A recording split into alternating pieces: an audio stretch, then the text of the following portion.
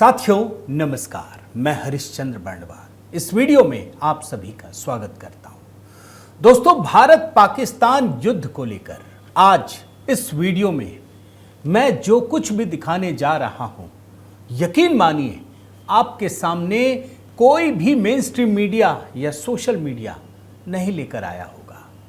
और आज मैं दोस्तों प्रधानमंत्री मोदी और इंदिरा गांधी की ऐसी कहानी आपके सामने रखने जा रहा हूं जिससे बिल्कुल सब कुछ आईने की तरह साफ हो जाएगा। जानते हैं, तुलना करने की भी एक वजह होती है दोस्तों, एक तरीका होता है। अब आज के समय में आप टीवी खरीदने के लिए जाएंगे और किसी मॉल में, शोरूम में घुस जाइए तो आपको बहुत पता नहीं चलेगा। एलईडी और जो जितने भी तमाम चीज़ें नई नई आ रही हैं, आपको पता नहीं चलेगा। लेकिन अगर आपके सामने ब्लैक एंड वाइट टीवी दिखा दिया जाए और पूछा जाए कि इन दोनों में कौन बेहतर है, आप तुरंत बता देंगे, यार ये तो कोई तुलना ही नहीं है। आज वही ब्लैक एंड वाइट ज़माने में भी आपको लेकर चलूँगा और ये ज़रूरी है दोस्तों।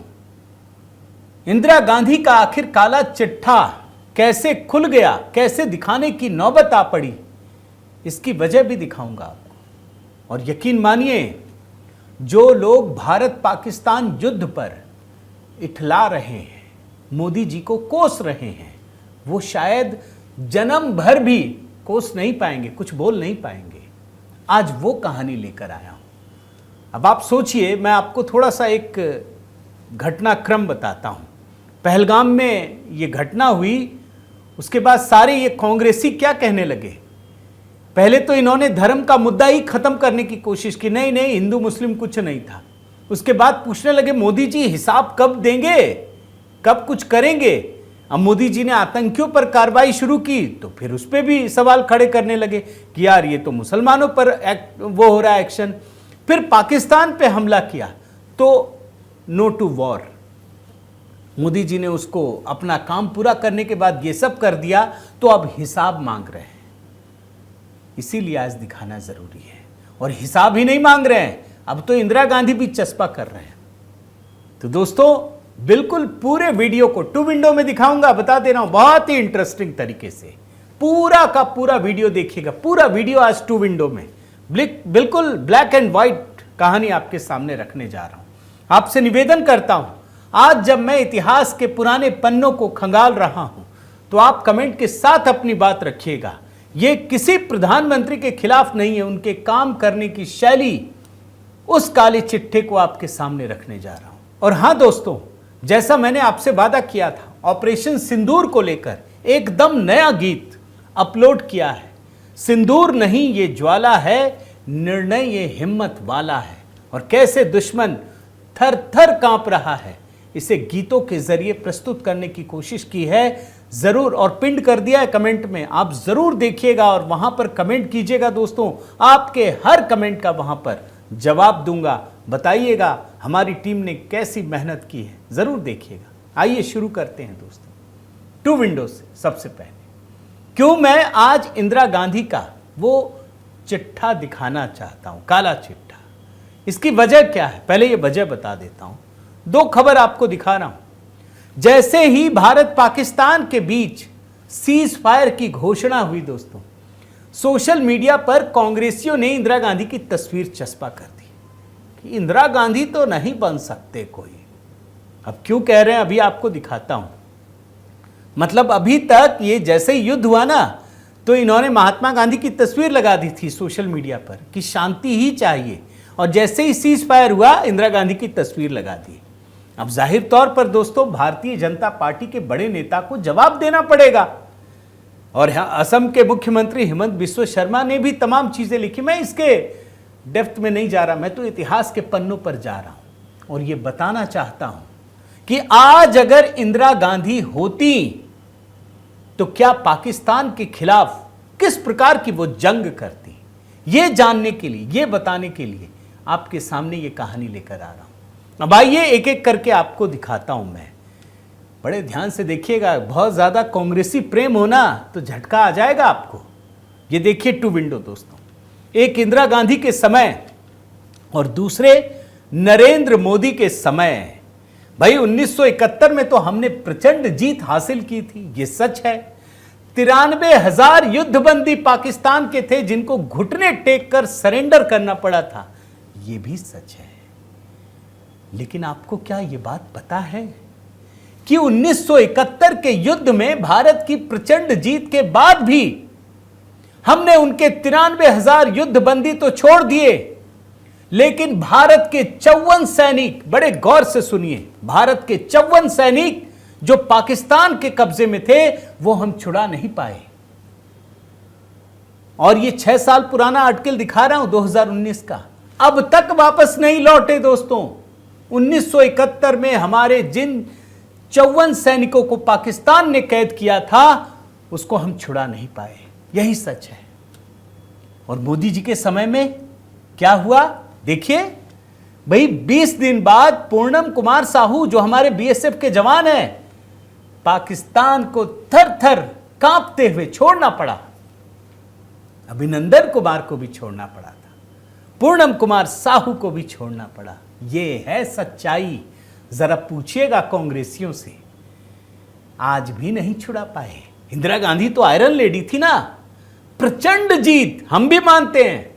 1971 में भारत की प्रचंड जीत हुई थी, लेकिन आपने 54 युद्धबंदियों को, हमारे सैनिकों को, 54 सैनिकों को आप छुड़ा नहीं पाए, उनके 93,000 युद्धबंदियों को आपने छोड़ दिया। यह कैसी जीत है भाई? सवाल है ये दोस्तों। दूसरा, आइए टू विंडो फिर से देखिए।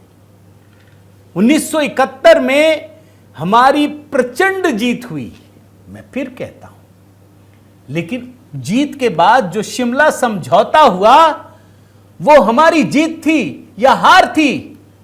अरे कोई युद्ध जीतने के बाद जब समझौते करता है तो क्या वो हारता है क्या? वो दूसरों की शर्तों के आगे झुक जाता है क्या?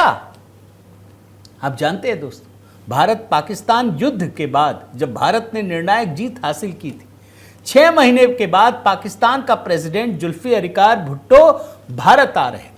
दोनों के बीच शिमला में शिखर सम्मेलन हुआ 28 जून से 2 जुलाई 2072 तक। भारत को कश्मीर के मुद्दे पर बातचीत करना था, वो कर ही नहीं रहा था, बल्कि पाकिस्तान ये चाहता था कि पहले युद्धबंदी और भारत के कब्जे में आई जमीन उस पर बातचीत हो। आप सोचिए, भारत के लिए जरूरी था ना कि कश्मीर मुद्दे को हमेशा के लिए खत्म कर दिया जाए, नहीं कर पाए। और अब क्या हुआ आप देखिए, जो काम 1965, 1971 करगिल किसी युद्ध में नहीं हुआ दोस्तों, मोदी जी ने कर दिखाया। सिंधु स्ट्राइक, आज भी सीज फायर तो हो गया ना, बड़े कांग्रेसी उछल रहे हैं, बड़ा लेफ्ट लिबरल गैंग सवाल उठाता है, भाई सीज फायर हो गया, सिंधु नदी समझौता आज भी गिड़गिड़ा रहा है। रात भर पाकिस्तानियों को नींद नहीं आती, इसका प्रधानमंत्री, इसका सेना प्रमुख रोज चिंता में घुले जा रहा है कि पता नहीं कब भारत पानी छोड़ दे, कब पता नहीं कब रोक दे। भाई सिंधु समझौता खत्म हो चुका है, स्थगित हो चुका है, मोदी जी ने कर दिया है। इंदिरा गांधी तो बहुत बड़ी जीत हासिल की थी, क्यों नहीं कर पाई? क्यों सिंधु नदी के पानी में जो भारत के साथ अन्याय हो रहा था वो नहीं कर पाई? देखते जाइए, बहुत लंबी कुंडली है दोस्तों, बहुत संक्षिप्त में आपको बता रहा हूं। अच्छा, मैं आपको एक हालात दिखाता हूं, ये भी टू विंडो में दोस्तों, आप देखिए। भाई इंदिरा गांधी के समय पाकिस्तान एटॉमिक पावर नहीं था दोस्तों, कुछ नहीं था। पाकिस्तान के पूर्वी हिस्से के लोगों के मुक्ति आंदोलन में सेना को उतारना कोई बड़ा जोखिम नहीं था। पाकिस्तान 2 हिस्सों में, दोनों सैकड़ों किलोमीटर दूर, कोई जोड़ नहीं, बगावत के सुर, विद्रोह, गृह युद्ध, वहां अपने अपनी सेना को भेजा, बहुत बड़ा काम किया। सेना को तो सैल्यूट करते हैं दोस्तों, सेना को तो कोई कुछ कह ही नहीं सकता। मैं तो प्रधानमंत्री लेवल पे बात कर रहा हूं कि आपने कोई बहुत इतना बड़ा जोखिम नहीं ले लिया, क्योंकि पाकिस्तान के पास परमाणु बम था ही नहीं, जिसकी आज पूरी दुनिया को चिंता है। लेकिन आज इसी एटम बम से घुड़की देता था ना, जिससे कांग्रेसी एकदम दहल जाते हैं। उधर पाकिस्तान बोलेगा हमारे पास परमाणु बम है, कांग्रेसी ही निढाल हो जाएंगे, नहीं जी हम कुछ नहीं करेंगे, हम तो बस भीख ही मांगेंगे, यही कहते थे मनमोहन सरकार के समय में। तो दोनों में फर्क है या नहीं दोस्तों, आप खुद सोचिए। मैं चाहता हूं कमेंट के साथ एक एक पॉइंट पर बताइएगा दोस्तों, और अपनी सेना को सैल्यूट करना चाहिए। भाई 1971 में इंदिरा गांधी की प्रचंड जीत, लेकिन पाकिस्तान एटॉमिक पावर नहीं था, आज है। और तब जाकर के मोदी जी ने घुसकर मारा और पाकिस्तान के सीने पर वार किया, हर बड़े शहर पर दोस्तों, मिसाइल अटैक।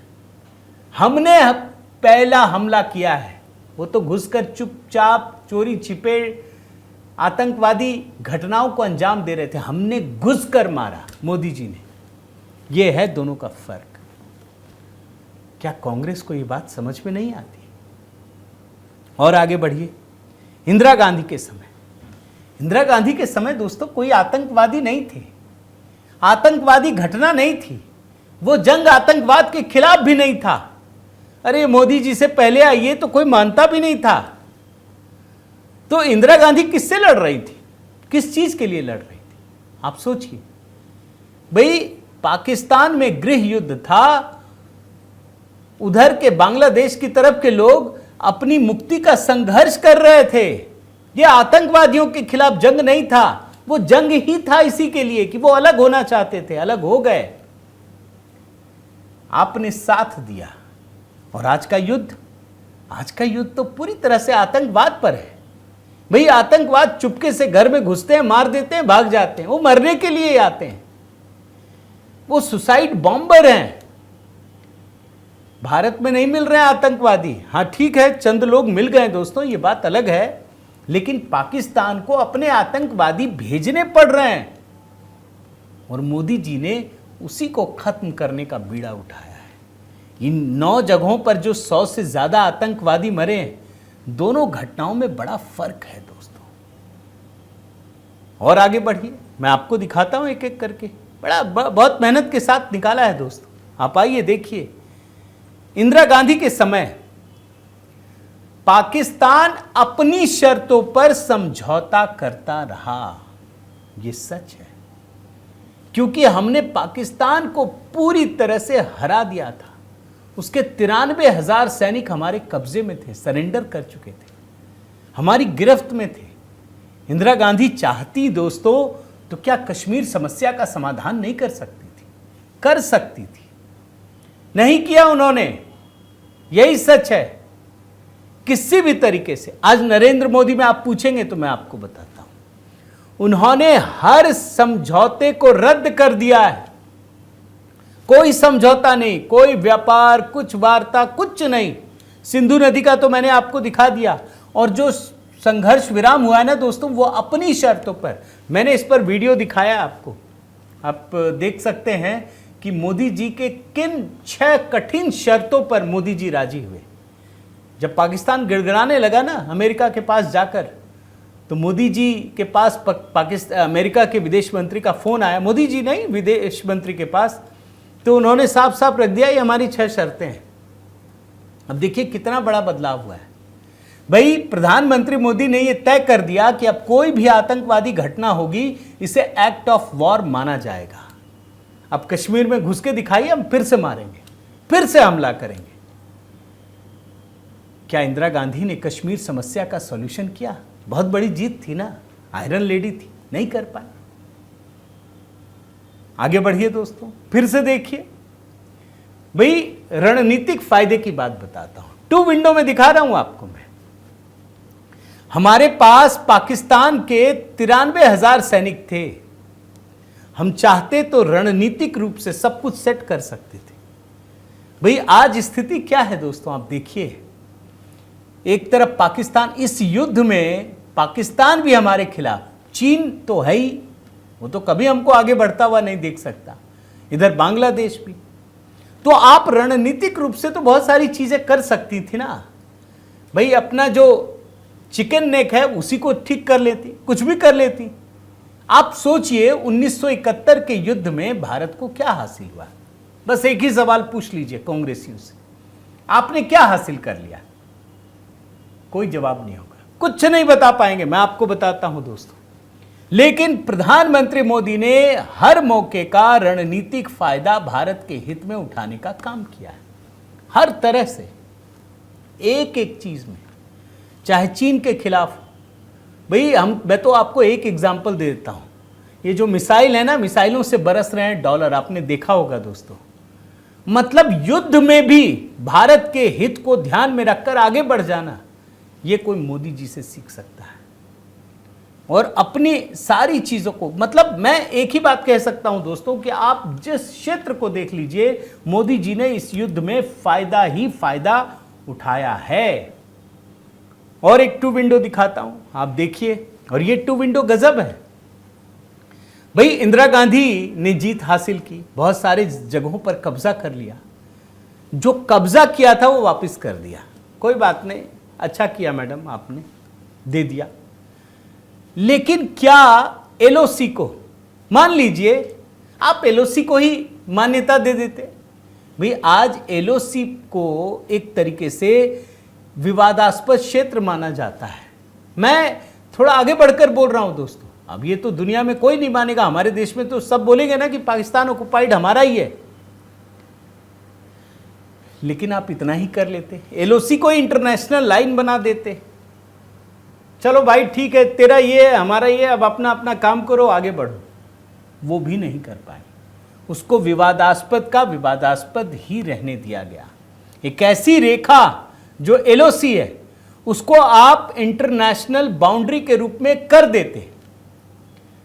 पाकिस्तान उसमें खुश हो जाता, चलो भाई हम इतना हार गए, कुछ नहीं कर पाए। जो अपने हिस्से का कश्मीर है ना दोस्तों, वो भी खून से रंगा रहा। अब मोदी जी ने क्या किया, मैं आपको दिखा देता हूं। भाई मोदी जी ने पहली बार, ये तो इंदिरा गांधी के जैसे नहीं थे, आर्टिकल 370 को खत्म करके न केवल उसे भारत का अभिन्न हिस्सा बना दिया, बल्कि सदा सदा के लिए यह तय कर दिया कि अब जम्मू कश्मीर पर कोई बात नहीं होगी, बात होगी तो सिर्फ पाकिस्तान ऑक्युपाइड कश्मीर पर होगी। यह है दोनों।